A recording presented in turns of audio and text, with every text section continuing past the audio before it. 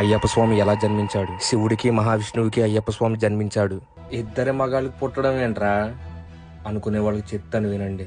హిందూ పురాణంలో మహిషి అనే రాక్షసి దేవతల మీద కోపంతో తపస్సు చేసి బ్రహ్మదేవుడితో మరణం ఉండకూడదని కోరుకుంటుంది. ఆ వరం ఇవ్వకూడదని బ్రహ్మ చెబుతాడు. మహిషి ఆలోచించి విష్ణువు శివుడు కలయికతో జన్మించిన ఒక చిన్న బాలుడితో భూమి మీద మాత్రమే మరణం సంభవించాలని అంటుంది. బ్రహ్మ వరం ఇస్తాడు. ఇద్దరు మగాళ్ళు వల్ల బాలుడు పుట్టడం అసాధ్యమని మహిషి నవ్వుకుంటుంది. అప్పటి నుండి దేవతల మీద కోపంతో దేవతల మీద దాడి చేస్తుంది. ఈ పాయింట్ గుర్తుపెట్టుకోండి. భూమి మీద భస్మాసురుడు శివుడి కోసం తపస్సు చేసి ఎవరి తలపై చేయి వేస్తే వారు భస్మం అవ్వాలని శివుడి దగ్గర వరాన్ని పొందుతాడు. అదే వరం పనిచేస్తుందో లేదో అని శివుడి తలపై వేయబోతాడు. శివుడు తప్పించుకుంటాడు. ఇది గమనించిన విష్ణువు ఒక అందమైన అమ్మాయి కింద మారి భస్మాసురుడిని తన అందంతో మాయలో దింపి తన చేయి తన మీద వేసుకునేలా చేసి భస్మం చేస్తుంది.